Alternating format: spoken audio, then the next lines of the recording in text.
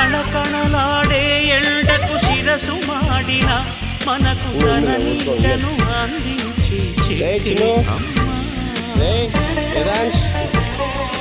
చాలుడు నీళ్ళైన తాను దాచుకోక జగతికి సర్వస్వం అర్పించే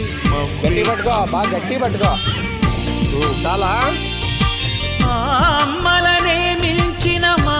అమ్మకు